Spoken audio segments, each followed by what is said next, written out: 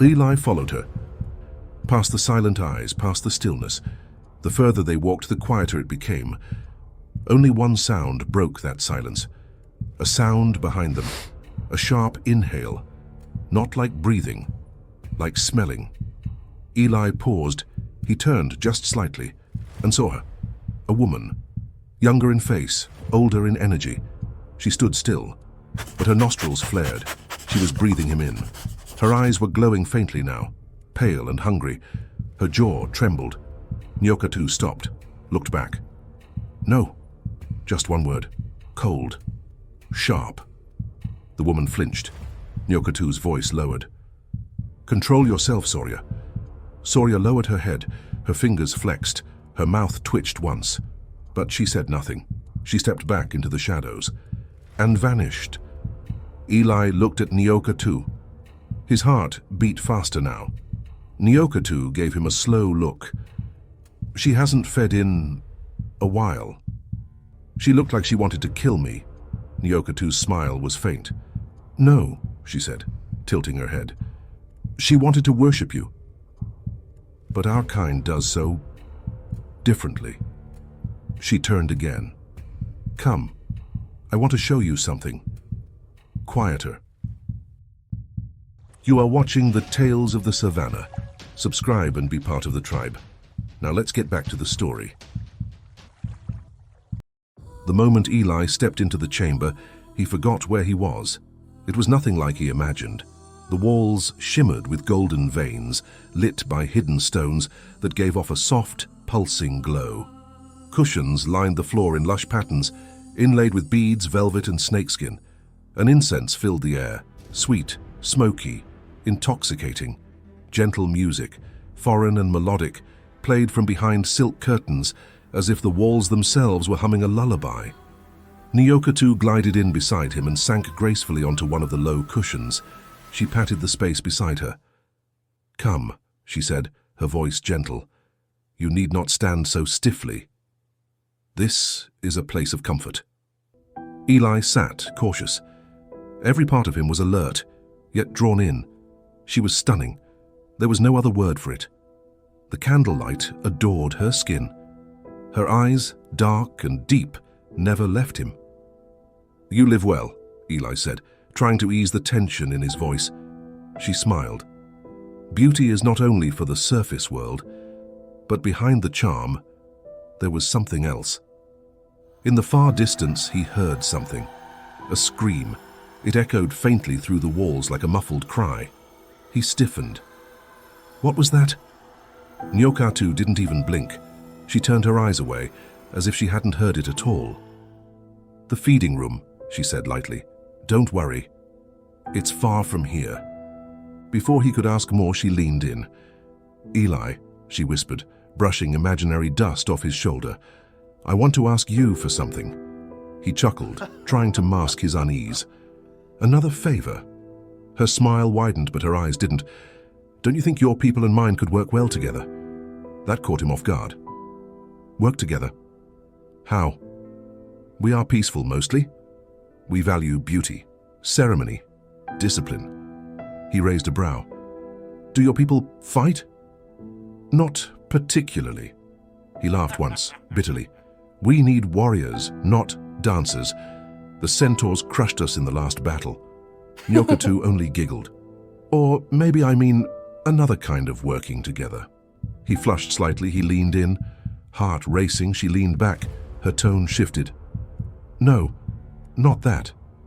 I mean, don't you think it's time you invited us to your home, that we be allowed inside your castle? He stared at her. You mean you? She shook her head slowly. No, Eli. I mean my people. That changed this air in the room. He sat up straighter. Why would your people want to see mine? To learn, she said quickly. To understand you. To share customs. He hesitated. My people are in mourning. They're fragile. This isn't the time. Nyoka'tu nodded, reading the firmness in his voice. I understand, she said softly.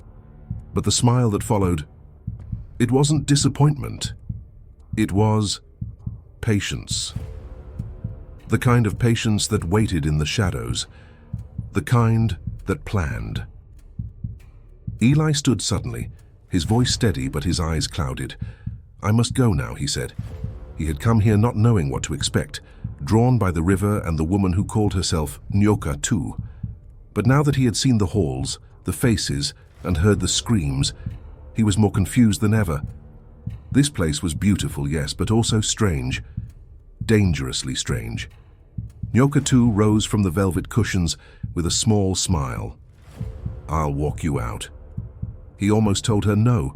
He almost said, "Stay here, I'll find my way."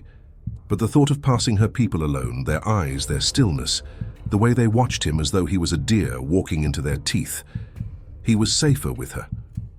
They walked in silence through the long golden corridors. The cavernous home glimmered with beauty, walls carved with ancient poetry, hanging fabrics from lands he did not know, and music, soft, low, like a lullaby of secrets. But in the background, beneath the beauty, the screaming never stopped. Then they came upon her again, Soryah, the young woman he had seen on his way in. She was standing still, her eyes locked on the ground like she had lost something. Next to her stood Ahriman, tall and dark, cloaked in silence. "Soryah, you have something to say to Eli, the leader of the snake people?" Ahriman asked. Soryah lifted her face. Her eyes were red, swollen, ashamed. "I am so sorry, Eli," she whispered. "Please forgive me. I was foolish before. Now, I see. I see clearly." Eli blinked. "There's no need to apologize. You did nothing." But Ahriman's face remained still. "Her crime against your kind is punishable by death. If you would like to witness it, we can do it now. It would be an honor if it could be by your hand." Eli let out a nervous laugh. Surely he was joking, but Ahriman was not joking. "No," Eli said quickly. "Truly, I forgive her." Thank you, you're too kind." Ahriman gave a small nod. "Then you may go.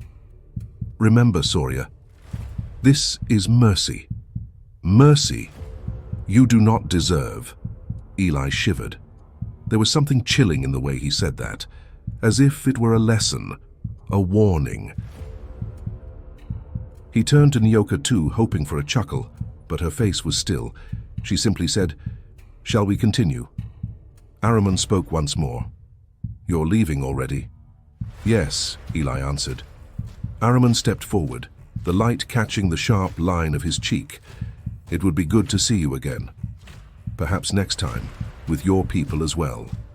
Eli gave a polite bow. He said nothing. Nyoka'tu walked with him to the edge of the river path. He didn't speak on the way, not even when she turned to him with that soft half-smile that had once stirred something warm in his chest. Now, it stirred something else, something that felt like fear, dressed in velvet. Back at the edge of the forest, she stopped. "Will I see you again, Eli?" He hesitated. "Maybe." "Good. Then I'll wait." She vanished into the trees like a shadow slipping from the moonlight, and Eli stood there, watching the river flow as the night grew thick around him. He walked back home slower than before. The ground no longer felt familiar beneath his feet. He had seen something tonight, something he still did not understand. And yet, they had smiled. They had dressed it in silk and honeyed words.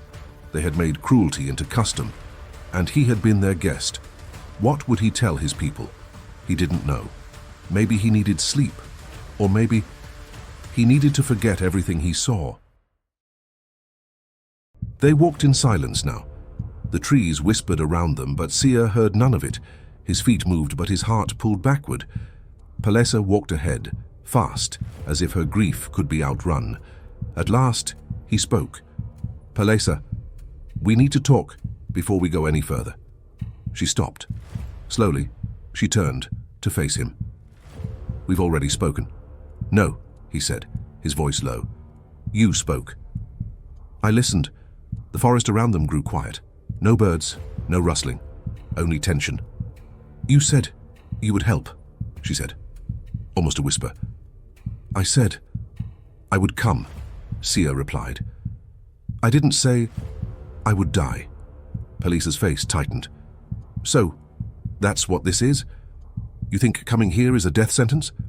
It might be, he snapped. Hunter territory, Palesa. Do you know what they'll do to me if they see me again? I broke every vow, every law for you, for love. I walked away from them, from who I was, and now you want me to walk straight back into the fire for a boy who won't even call me father. Palesa's eyes filled, but she didn't cry. This isn't about what he calls you. This is about who you are. I am asking you to take the first step. Show him you can be a father. A thick silence fell. Sia looked as if she'd struck him. He took a slow breath, choosing his words with terrible care. I am not his blood. And this demand. It is not about being a father. It is about a sacrifice you have no right to ask. Palesa's eyes glistened. No right? After everything? After I left my people, my home, for a hunter, I gave up my world for you. Now I am asking you to walk down a path. Just a path for my son. It is not just a path, Palesa, he exploded, his voice echoing slightly in the trees, making her flinch. It is my past. I abandoned the Brotherhood for love. For you. Do you understand what that means? The hunters will kill me on sight for leaving. The snakes, your people, will kill me for being what I am. And Vusi? If the madness has taken him, he will try to kill me too. You are leading me to a place where everyone wants me dead. For a boy who may already be dead. So that's it, she whispered, her voice trembling with a cold fury. You've already decided he's dead. It's easier for you that way, isn't it? Then you don't have to risk your precious little life. Don't, he warned, his jaw tight. Don't pretend this is about me being selfish. This is about me being smart. This is about survival. If I die in there, what happens to our son Tendai? Have you thought about that? Or is your grief for one person going to get us all killed? If you won't go, I'll go alone. She turned back towards the dark path, a final, terrible ultimatum. Palesa, wait. The fight drained from his voice, replaced by a raw weariness. He caught up to her, grabbing her arm gently but firmly. Please look at me. She refused, staring straight ahead into the darkness. I love you, he said, the words simple and heavy. That is why this hurts. It's not that I don't want to save him. It's that I know in my bones that this is a trap. Going in there won't bring your son back. It will only take you from me too. For the first time, her rigid stance softened. A single tear traced a path through the forest dust on her cheek. She finally looked at him, and the madness in her eyes was replaced by a heartbreaking sliver of doubt. What if you're wrong? She breathed. What if there is a chance? However small. Can we live with ourselves if we don't take it? Sia looked from her desperate face to the forbidding path. He saw no future there, only an end.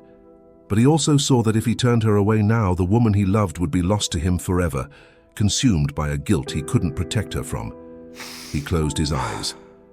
The untethered man was being tethered again, not by duty, but by a love that asked for everything. He released her arm and, with a sigh that seemed to carry the weight of all his hard-won peace, he took the first step onto the hunter's path. We walk quietly, he said, his voice now flat and resigned. And we do not separate. For any reason. Without another word, Palesa fell in step beside him, and together they walked into the darkness, the silence between them saying more than any argument ever could. Midnight. Hunter territory was still. Not quiet, still. The kind of stillness that warned you not to breathe too loud. Sia and Palesa moved like shadows through the trees, every step careful, every breath shallow. The moon was low, and the wind didn't dare blow, but the scent was thick. Snake. Sia's jaw tightened as he looked up. There they were, the heads, still on the spikes, still watching, Thank the goddess, he thought. Their scent would cover Palesa's. They kept moving, down into the earth toward the dungeons. Palesa's voice was a whisper. "You're sure he's down there?" Sia didn't answer right away. He sniffed the air again. The scent was faint, but yes. "He's here," he whispered. "But something is wrong." They stopped at the edge of the stone stairs that led underground. Sia turned to her. "Wait here. Let me go in first." "No," Palesa said, firm. "We go together. You said it yourself. We should not separate." His eyes searched hers. She was already in pain. There was nothing left to fear. He nodded once, then led the way. They walked down into the dark. The deeper they went, the colder it got. The smell of wet stone filled their noses. Water dripped in the distance. The air was heavy. No guards, no light, only silence. Sia's hand went to his sword. Slow, quiet, ready. Palesa followed close behind. They passed one empty cell, then another, and another. Nothing. Then a groan. Both froze. The sound came from the last cell. They moved faster now, careful, silent. And there, slumped in the corner, was a body. "Vusi!" Palesa whispered sharply. She rushed forward, knelt by the bars. "Oh, gods! He's alive!" Vusi didn't move. Sia didn't smile. He looked around instead, heart racing. "This isn't right," he whispered. "This feels like a trap." Palesa didn't care. "He's breathing," she said, reaching through the bars, fingers trembling. "He's breathing, Sia." And then, footsteps. Stone against stone, coming from the passage behind them. Both turned. Sia raised his sword. The steps got louder. Closer, a shadow appeared at the corner. And then, "Father?" The voice froze him. He lowered the sword slowly. "Tendai?" he said. "Father," Tendai said, breathless. "What are you doing here?" He ran forward, hugging Sia tight. The sword clattered to the ground. Tendai turned and saw her. "Mother!" He rushed to Palesa, wrapping his arms around her too. "You're here. You came. You're crazy for bringing her here," he whispered, still hugging her. "If anyone sees—" "Are you the one who did this?" Sia interrupted, pointing to Vusi in the cell. "Yes," Tendai said. "He was dying. I brought him here so we can heal him." "We?" Sia asked. "Who's we?" "Me and grandfather." Sia blinked. "Zorro agreed to this?" "Yes." There was silence. A quiet, trembling silence. Vusi stirred. "Vusi?" Palesa whispered again, holding the bars. Vusi opened his eyes, barely. "Mother?" he rasped. "Yes, baby. I'm here. I'm sorry," he whispered. "I'm so sorry." Pain gripped him, and he groaned again. His skin was pale, sickly. His body was in pain. Withdrawals, poison, madness. Palesa looked helpless. She couldn't reach him, couldn't hold him, but she was there. That was enough. Sia stood behind them, watching this broken family lean through iron bars to reach each other. A mother, a son, a father figure who didn't belong, and a brother who had risked it all.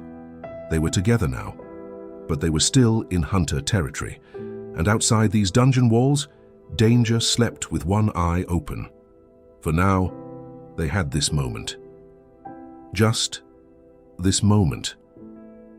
And they clung to it, like it was the only thing left in the world. Not far from the dungeon, in a quiet hunter home, Zorro slept. He was smiling in his sleep. Nala watched him. She had not slept a wink. She stared at him, his chest rising and falling, peaceful, dreaming. But dreaming of what? Was she in the dream? Or was it her? Every movement he made, she counted, every sigh, every twitch of his eyelid. She watched his heartbeat on his neck. 1, 2, 3. Was that too fast? Too slow? She didn't know. She hated how peaceful he looked, because she didn't feel peaceful, not after what she now knew. Zorro had become someone else. And so earlier that day she had gone to see Sundiyatu anyway. His home was not just a place of healing, it was sacred ground, herbs hanging from the ceiling, bowls of crushed roots, baskets of ancient stones, candles lit without fire. When she entered, he bowed his head. "Ah, Nala, always a pleasure. We will never forget what you and your team did at Snake Island. I am honored to have you here." "You flatter me," Nala said politely. "No," he replied with a warm smile. "I speak truth." She took a breath. "I came to speak of something. Hypothetically," he raised an eyebrow. "Hypothetically? Yes. All right then," he nodded. "Sit, talk to me. Let's say," she began slowly, "a man is taken by Mami Wata."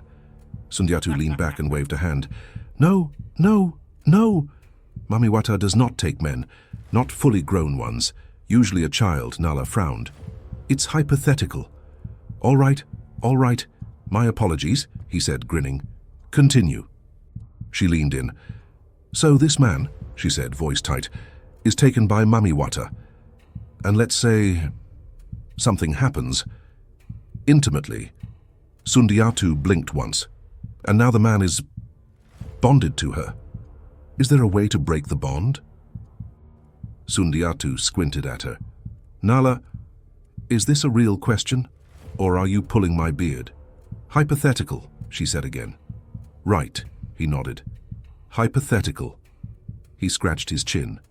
"Well, if a man pledges himself to Mami Wata, willingly or unwillingly, the bond is not easy to break. It is a spiritual chain, and she does not let go." He leaned forward. "To break it would take a ritual, a serious one." "Go on," Nala said. "You would need a healer. Myself or someone else. You'd need a river. You'd need villagers to gather. Sing, drum, fast, incantations, all night, for days even. The man must be willing, no secrets, no doubt." He paused. "Only then," he said, "can the bond be broken." Nala stared at the floor. Villagers, songs, a public ritual. Her blood went cold. Zorro could barely admit what happened to her. How would he admit it to everyone? She was quiet for a long time. "Is there no other way?" she asked. "No quieter way." Sundiyatu sighed. "There is, another way." She looked up quickly. "But I do not recommend it." "Tell me." He looked grave now. "The woman in question hypothetically would go to the river, hypothetically throw herbs in given to her by a healer, hypothetically would say an incantation and ask for Mami Wata to come." "Just like that?" Nala asked. "Not just like that, Nala. You do not summon Mami Wata, she summons you. If she feels disrespected, she will take your life before you even touch the water." Silence. "She is not a goddess of mercy. She is a goddess of exchange. You want something? You give something." Nala looked at him. She stood. Her fists were clenched, her jaw tight. She had made up her mind. "Thank you, healer," she said, bowing her head. Back at home, Zorro turned in his sleep. He smiled. Perhaps she visited him again. Nala watched silently, getting angrier with each passing moment. Tomorrow, she would go to the river, not to beg, not to cry, but to speak, woman to woman, wife to goddess. She will not share, not with Mami Wata, not with anyone. So help her, goddess.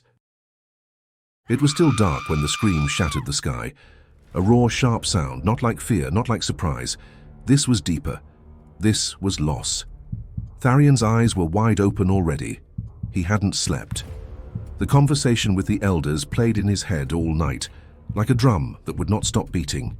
And now this, he bolted from his chambers. The scream had come from Therika, his youngest wife. He burst through the doors of her room. She was on the floor, her hair wild, her robe half falling from her shoulder.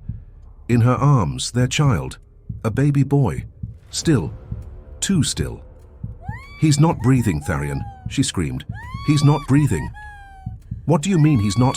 He dropped to his knees, hands trembling. The baby's face was pale. His lips were blue. Before long, others filled the room. Guards, attendants. a chambermaid sobbing softly. "We must take him to Varunor," Tharion shouted. They ran, through the stone halls, down the sacred path. The child lay cold in Tharion's arms, wrapped in silk that now felt too heavy. They pounded on Varunor's door. A moment later, it creaked open. The healer stepped out, his white hair tied, his eyes calm. "What is it? King Tharion? It is too early for—" He stopped when he saw the bundle in Tharion's arms. "The child," Tharion choked. "He's not breathing." Varunor looked at the baby, but he did not step forward. He did not take him, did not examine him.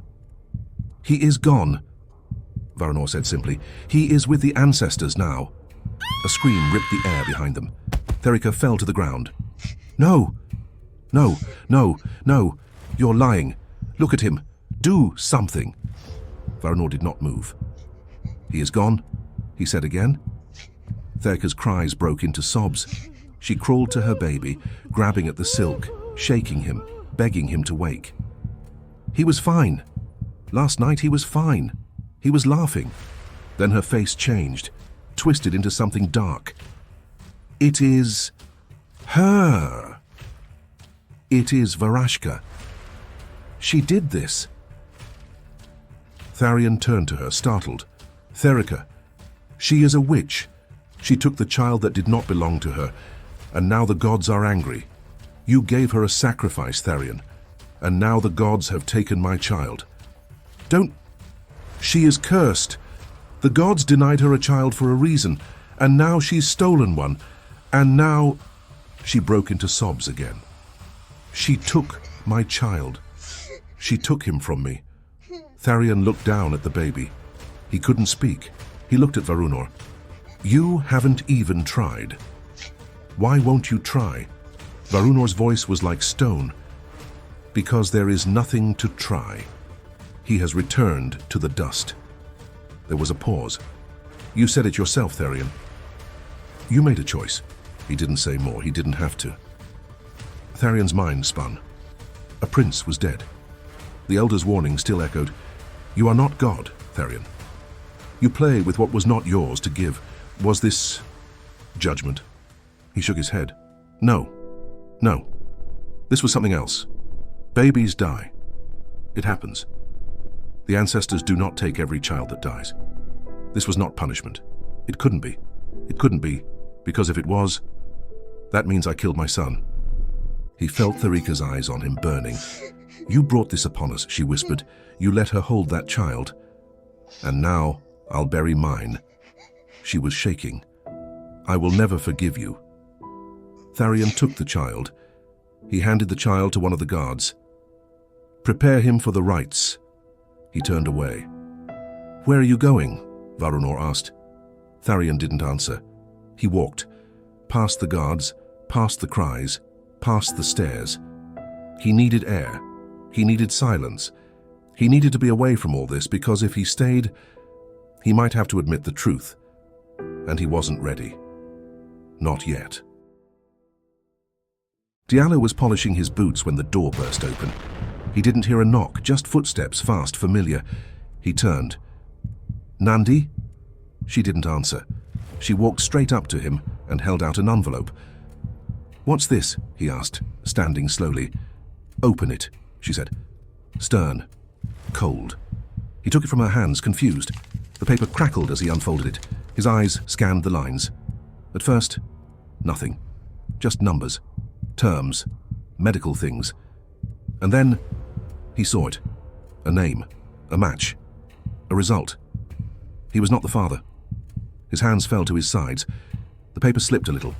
He sat on the edge of the bed, silent. He stared at the page. "When?" he asked quietly. "Yesterday." You got the test?" "No," she said. Tendai did. He had questions too. Diallo blinked hard. His chest tightened. "But it says Jengo's not the father either." "He doesn't know," she said quickly. "Only 3 people know this truth. Malia, me, and now you." Diallo looked at her. His voice cracked. Why are you telling me this now?" She stepped closer. Her tone sharpened. So you stop asking. So you stop walking around thinking you're owed something. You're not. This is the truth you wanted, Diallo. Now you have it. Before he could respond, she snatched the envelope from his hands. She walked to the fireplace and threw it in. The flames ate it whole. The room smelled like smoke and finality. He watched it burn. "Does Django know his brother and you?" he asked quietly. Nandi turned her back to him. "That's not your concern. All you need to know is that you are not the father." She walked to the door. "Nandi," he said, almost a whisper. She paused, hand on the door. "Do you miss me?" he asked. There was silence. Her voice, when it came, was soft. Almost too soft. "Sometimes. But missing someone doesn't mean I want them back." He swallowed hard. He nodded. They used to laugh, talk for hours, sit in silence and feel safe. Now, coldness had replaced the warmth. "You didn't have to be cruel," he said. She turned halfway toward him. Her eyes looked tired. "You think that was cruel?" she said. "Cruel would have been me, carrying this alone, watching you from a distance, building hopes that had no future. You think I wanted this ending?" she added. "I didn't. But it came anyway." She opened the door. "Now you know. Let it go." And then she was gone. The door slammed shut behind her. Diallo sat still. The fire crackled. He looked down at his hands. Empty. Malia stepped into the edge of the forest, her heels sinking into soft earth. She felt overdressed already. The dress clung to her body, a little too short, a little too bold. Tendai had said it was a party, had given her directions, had told her to wear something nice. And she had listened. She had over-listened. She walked alone. She had heard about this place, a spaceship hidden deep in the trees, where only the elite hunters went to party. But she didn't think it actually existed. But like many things in hunter society, it sounded too strange to be real. Then she saw it. Lights, blue and green and soft golden beams, glowing through the trees. And then it appeared, sleek, smooth, metallic. The party spaceship. "Wow," she breathed. She stepped inside, heart beating fast. Just then, a voice behind her. "Took you long enough?" She turned. Tendai. He was dressed casually, but still sharp. He walked up to her with that slow, confident grin he always wore. His eyes moved up and down her body, slowly, taking her in like a hunter sizing up prey. "You look good," he said. "Real good." Malia blushed. The dress suddenly felt shorter. "Thank you." "This place," he said, glancing up at the metal curve of the ship. "My uncle gave it to me before he passed." He smiled, almost proudly. "It was his. I've been trying to make it mine ever since." A cold feeling passed through her. He said, "Uncle, not father." Her throat tightened, but she smiled anyway. "It's beautiful," she said, because she wasn't here to reveal secrets. She was here to keep them. "Come," he said, waving her in. "Come meet my friends." Inside it was loud, music bouncing off the metal walls, drinks flowing, colors moving in every direction. It smelled like liquor, smoke, and perfume. He led her through a wide room where couches circled a glowing table. A group of women looked up as they approached. Tendai smiled wider. "Ladies," he said, "meet Malia, a healer. My healer." They greeted her politely, but coolly. These were trackers, long-limbed, beautiful, dangerous. Tracker women were. Fast, trained, intimidating, and confident. Not one of them wore a dress. Most still had parts of their uniforms on. Malia felt the difference immediately. She didn't belong here. They talked, they laughed, they drank. Tendai laughed the loudest. He was easy, warm, flirty, moving between women like a dance.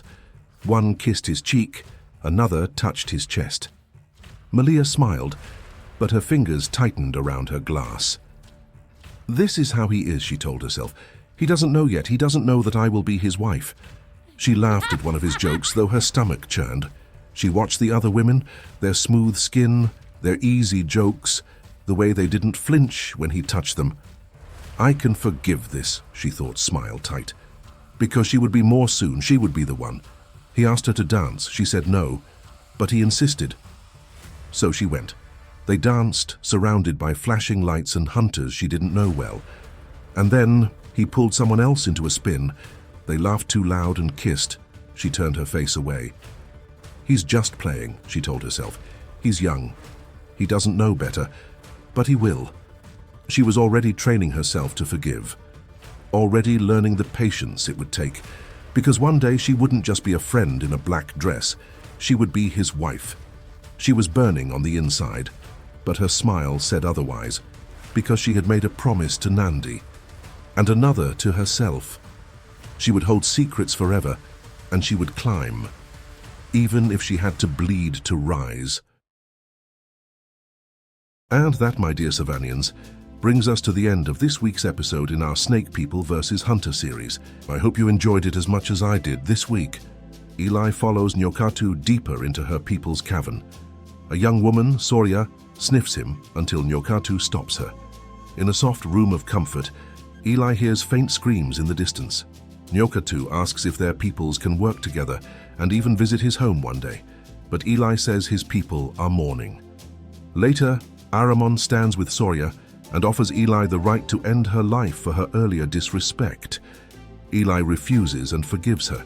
He leaves uneasy, and Nyoka'tu tells him she will wait. Elsewhere, Sia and Palesa walk in the forest and argue about saving Vusi. Sia fears a trap and death on all sides, but love wins. They go together. In the hunter's dungeons, they find Vusi alive, weak and suffering. Tendai arrives and says he and his grandfather Zorro brought Vusi there to heal him. For a moment, this broken family is together and safe enough to breathe. In a quiet hunter home, Zorro sleeps while Nala watches him. Earlier, she visited the healer Sundiyatu for help with the Mami Wata bond. He explains a hard public ritual and a dangerous private path, and warns her to be careful. Nala decides she will go to the river at dawn and speak for herself, woman to woman, wife to goddess. Elsewhere, tragedy strikes Tharion's house. His baby boy is found still. His youngest wife, Therika, blames Varashka for taking a child the gods did not give her. The healer, Varunor, says the child is gone. Tharion cannot face it. He walks away, heavy with doubt. In another place, Nandi gives Diallo the paternity result. He is not the father. Jengo isn't either. She tells Diallo to stop asking and to let it go. He asks if she misses him. "Sometimes," she says, "but that doesn't mean I want you back." And in the trees, Malia steps into the party spaceship. Tatenda says his uncle left it to him. Inside, trackers laugh and move with ease. Tatenda is charming, playful, a ladies' man. Malia smiles through the sting and tells herself he is young and will learn. She is ready for the climb and ready for the cost. That is where we pause, hearts tested, lines crossed and choices made. We will see what these choices cost them next time. A heartfelt thank you to you, my dear Savanians, for the warm birthday wishes. Each one touched me deeply. Like a river, your words flowed to me, and I am truly grateful. I wish I could thank each of you personally, because every message meant so much. From the bottom of my heart, thank you. May the gods bless you richly. In you I have found not just supporters, but a true tribe. To all 8 of you in my inner circle who continue to stand with me month after month, know this: the savannah grows, breathes, and lives because of you. Your choice to walk this path with me is a gift I will never take lightly. And to those watching from the edges, the horn is calling, the path is open, and the fire is warm. The savannah awaits you. Want to support the channel and become an even bigger part of our tribe? You can join for as little as the cost of a coffee each month. Your support helps me continue creating the content you love, but of course, just having you here is already more than enough. thank you for being part of this journey. And as always, thank you for watching our story, and we hope you enjoyed it. What lessons did you draw from this story? Share your thoughts with us in the comments below. Don't forget to subscribe and be part of the tribe. Thank you for watching The Tales of the Savannah. We will see you next time in the Savannah.